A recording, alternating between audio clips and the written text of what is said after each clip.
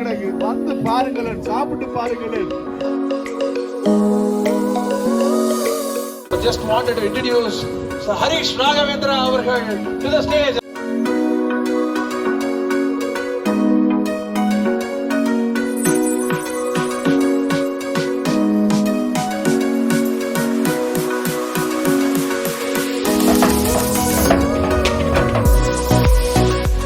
Hello வணக்கம் மக்களே, இன்னைக்கு நம்ம எங்கே வந்திருக்கோம்னு பார்த்தீங்கன்னு சொன்னால் ஆடி விழாவுக்கு தான் வந்திருக்கிறோம். இது மார்னிங் சைட் அண்ட் ஃபின் சந்திப்பில் இடம்பெற்று கொண்டு இருக்குது. உதாரணமாக வீடியோக்குள்ளே போகிறதுக்கு முன்னாடி எங்களோட சேனலில் புதுசாக பார்க்குற நேர்களாக இருந்தால் எங்களோட சேனலை சப்ஸ்கிரைப் பண்ணிக்கொள்ளுங்க. அது மட்டும் இல்லாமல் பெல் பட்டனையும் கிளிக் பண்ணி கொண்டீங்கன்னு சொன்னால் நாங்கள் போடுற இது போன்ற சுவாரஸ்யமான தமிழர் சம்பந்தப்பட்ட நிகழ்ச்சிகளை நீங்கள் தவறாமல் பார்த்துக்கொள்ள முடியும். வாங்க வீடியோக்குள்ளே போகலாம்.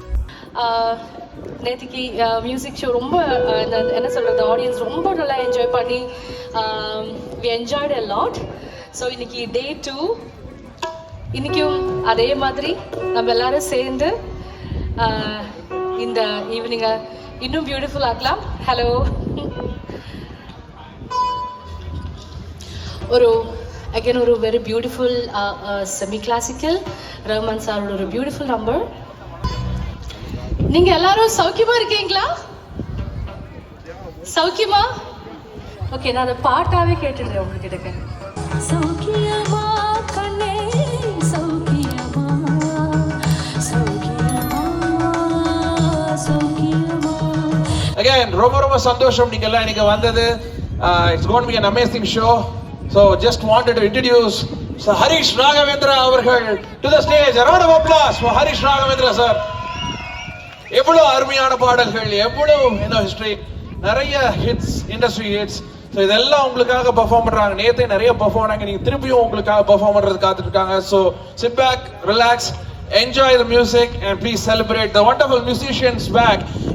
நட்சத்திரா இசைக்குழு, a round of applause for them too. Thank you so much. உங்களோட எபிக் சாங்கோட வணக்கம். நேற்றும் நிகழ்ச்சி நடந்தது. நேற்று ரொம்ப நல்ல ஒரு பெரிய உங்களுடைய ஆதரவோட ரொம்ப இனிதே நடந்து முடிந்தது. இந்த நிகழ்ச்சி என்னை அழைத்ததற்காக, இந்தியாவிலிருந்து என்னை அழைத்ததற்காக கனடிய தமிழ் அகாடமி அவர்களுக்கு என்னுடைய மனமார்ந்த நன்றியை தெரிவித்துக் கொள்கிறேன். அவர்கள் முன்னெடுப்பு செய்திருக்கும் இந்த ஒரு விஷயம், அதாவது தமிழை அடுத்த ஜெனரேஷனுக்கு கரெக்டா அதோடைய தமிழாக கொண்டு போய் சேர்க்கணும் அப்படிங்கிறதுல அவங்க ரொம்ப செவ்வனே செய்து கொண்டு இருக்கிறார்கள். அதுக்கு என்னுடைய மனமார்ந்த பாராட்டுகளையும் அவர்களுக்கு தெரிவித்துக் கொள்கிறேன். ஏன்னா அது ஒரு சாதாரண விஷயம் இல்லை. அதை ஒரு நல்லா பண்ணி அதை கரெக்டா அதை ஒரு ரெகுலேட்டடாகவும் பண்ணிட்டே இருக்காங்க. இன்னும் ஃபியூச்சர் அது அப்படியே கண்டினியூ ஆகிற மாதிரி ரொம்ப சிறப்பான பணி. என்னுடைய வாழ்த்துக்கள். மறுபடியும் இங்க வந்திருக்கேன். சில பேர் ரிப்பீட் ஆடியன்ஸ்லாம் இருக்கீங்கன்னு நினைக்கிறேன். யாராவது ரிப்பீட் ஆடியன்ஸ் இருக்கீங்களா? அடே சூப்பர். Thanks for coming. உங்க எல்லாருக்கும் நன்றியை தெரிவித்துக் கொள்கிறேன். இன்னும் வெயில் தாழ நிறைய பேர் வருவீங்க அப்படின்னு எதிர்பார்க்கிறேன். Let's get started.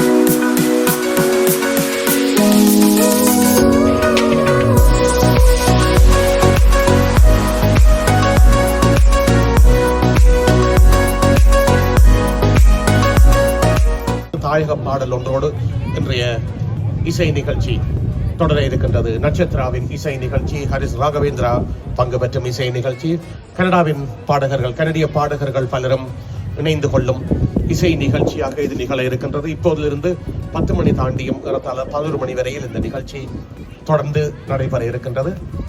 எங்கள் தாயகத்து பல்வேறு மரத்தடிகள் நினைவிருக்கும். எத்தனை குறும்புகள் செய்திருப்போம், அந்த மரத்தடிகள் எல்லாமே நினைவில் இருக்கும். எல்லா மரங்களையும், எல்லா வகையான மரங்களையும் நினைவில் கொண்டு வருகின்ற ஒரு பாடலாக அமைய இருக்கின்றது. மயிலை இந்திரன் பாடிய, ஐரோப்பாவில் வசிக்கின்ற மயிலை இந்திரன் பாடிய பாடல் மண்ணை தேடும் ராகங்கள் இசை தொகுப்பில் இருந்து. பாடலோடு சிவகுமாரன், முருகையா. எல்லாருக்கும் வணக்கம். எப்படி இருக்கிறீங்க எல்லாரும்? ஓகே, இந்த பாடல் வந்து ஒரு எங்களோட மண்ணை பற்றி ஒரு அழகான பாடல். மண்ணை பற்றி என்று சொல்றதை விட உங்களோட வீட்டை பற்றி ஒரு பாடல். இது அமைதியாக கேட்டீங்க என்றால் உங்களோட வீட்டுக்கு ஒருக்கா ஃப்ரீயாக நீங்கள் போயிட்டு வரலாம். எல்லாரும் பாட்டை கேட்டு ரசிங்கோ. எங்க நாட்டில சொந்த ஊரில் எல்லாமே உயிர்த்திருக்கு.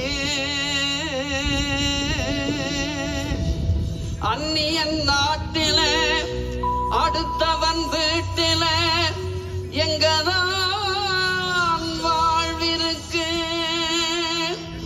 எங்கதான் வாழ்விருக்கு.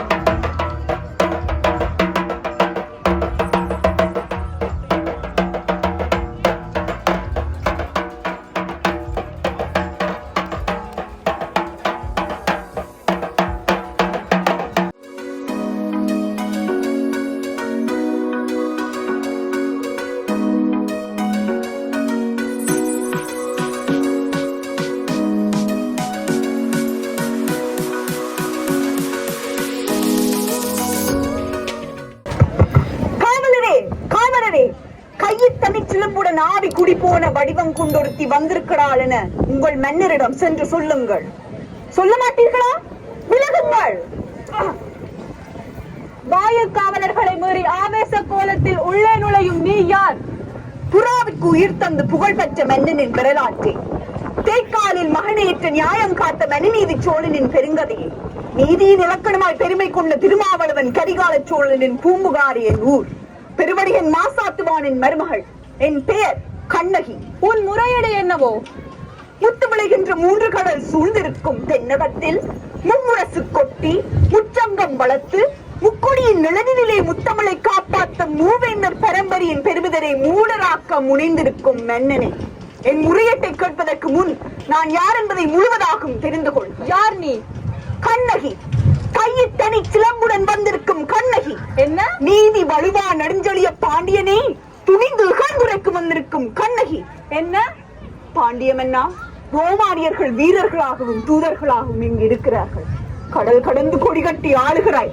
அந்த கொடிக்கம்பம் முறிந்து விழ அயல் நாட்டார்கள் உரைக்க உன் கொடுங்கோல் அடித்த அவசர தீர்ப்புக்கு ஆளாகி கொலையுள்ள கோவலன் மனைவி கண்ணகி நான் என்பதையும் அறிந்திருக்கிற அரசு. ஓ, கோவலன் மனைவி, சிலம்பு திருடிய கல்வனின் மனைவி. போதும். யாவராயினும் நாகாக்கம் என்ன நாகாக்க? யார் கல்வன்? என் கணவனா கல்வன்? இல்லை இல்லை, அவளை கல்வன் என்று குற்றம் சாட்டிய கயவர்களை கல்வன். கையும் களவுமாக பிடிபட்டவர் உனது கணவன். கட்டளை கொல்லாமல் விடக்கூடாது என்பது தமிழகத்தின் நியதி. அது உனக்கு தெரியும் அல்லவா? நீதியின் இலக்கணம் உரைக்கும் நெடுஞ்செழிய பாண்டியனே, உன் நாட்டில் எதற்கு பேர் நீதி? நல்லான் வகுத்துதான் நீதி? அல்ல அல்ல, வெள்ளான் வகுத்ததேதான் நீதி. அதனால்தான் நான் வணங்குகின்ற தெய்வத்தை, என் வாழ்வின் கருவூலத்தை சாவு படுகொலியில் தள்ளிவிட்டீர்களே. கொற்றவனே, குடை நிழலில் குஞ்சரம் ஊர்பவனே, எண்ணிப்பார். குழு மண்டபத்தில் விசாரிக்கப்பட வேண்டிய வழக்கை கோயில் மண்டபத்தோடு முடிவானே. சிந்தியுங்கள், நன்றாக சிந்தியுங்கள். குற்றம் சாட்டப்பட்டவரின் மறுப்புக்கு மதிப்பு தராமல் கொலைவாளின் வேலை அவ்வளவு அவசரமாக நடைபெறுவானே. இதுக்கு பேரா நீதி? இதற்கு பேரா நேர்மை? இதற்கு பேரா நியாயம்? இதற்கு பேரா அரசு? உனக்கு பேரா அறங்காக்கும் மன்னன்? என்ன? கண்ணகி, கோவலன் கையில் இருந்தது அரசி கோத்தலந்தேவியனுடைய சிலம்பு. கோப்பெருந்தேவியின் சிலம்பு இல்ல, கோவலனின் தேவையான என்னுடைய சிலம்பு. நம்ப முடியாது என்னால். நீ யார் நம்புவதற்கு? உன்னை யார் நம்ப சொல்கிறார்கள்? உன் மீது வழக்குரைத்தவள் நான். குற்றவாளி நீ. நான் குற்றவாளியா? ஆம், நீ குற்றவாளி. அதனால் தான் தீர்ப்பளிக்கும் உரிமை உன் கையில் இல்லை. இதோ இருக்கிறார்கள் பெரியோர்கள். இவர்களே இப்பொழுது நீதிபதிகள். இவர்களை வழங்கட்டும் நல்ல தீர்ப்பு. தமிழ் மேல் ஆணையாக, தம் தாயகத்து மக்கள் மேல் ஆணையாக தீர்ப்பு கூறுங்கள், நல்ல தீர்ப்பு கூறுங்கள். கோப்பெருந்தேவியின் சிறந்தை கோவலன் திருடினான் என்பது குற்றச்சாட்டு. அதுக்கு மரண தண்டனை. அதை ஆராயாமல் அளித்த தீர்ப்பு. இதற்கு மன்னன் பொறுப்பு. இது என் வழக்கு. ஆதாரம் இதோ இருக்கிறது, இந்த சிலம்பு. அப்படியானால் தேவயானந்திருக்கும் சிலம்பு? அதில் ஒன்று என்னுடையது. அதற்கு அடையாளம்? 1000 கேள்விகள் கேட்டு உன்னை குற்றமற்றவனாக ஆக்கிக் கொள்ள துடிக்கிறாயே. இப்படி எனத்தானே ஒரு கேள்வி கேட்டிருந்தால், நேருக்கு நேர் ஒரு கேள்வி கேட்டிருந்தால், நெடுஞ்செழிய பாண்டியன் உன் பேரும் பிழைத்திருக்குமே. என் அத்தானின் உயிரும் தங்கியிருக்கும்.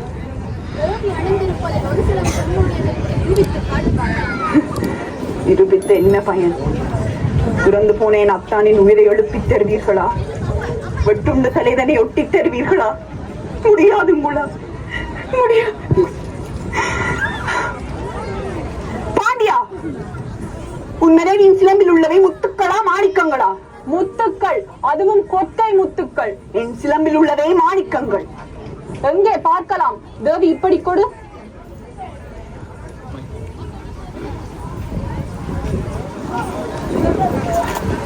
பார்த்தாயா?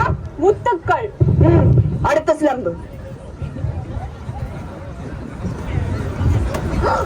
மாணிக்கங்கள்.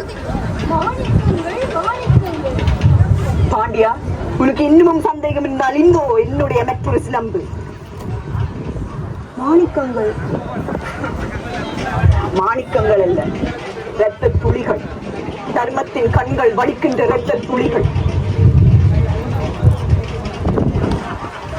அமைச்சர்களே, ஆண்டவர்களே, தலை தொங்கி விட்டதா?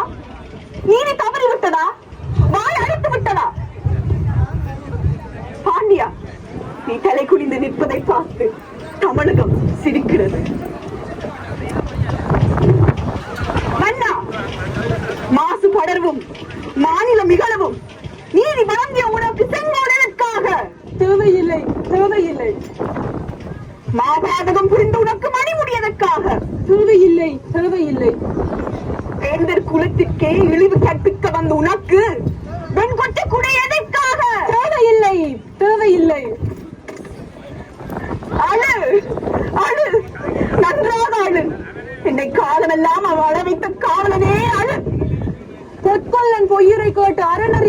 நானோ அரசன்? இல்லை இல்லை, நானே கள்வன். தாயே, தமிழே, தமிழகமே, பிழை செய்தேன் தாயே, என்னை மன்னித்து விடு.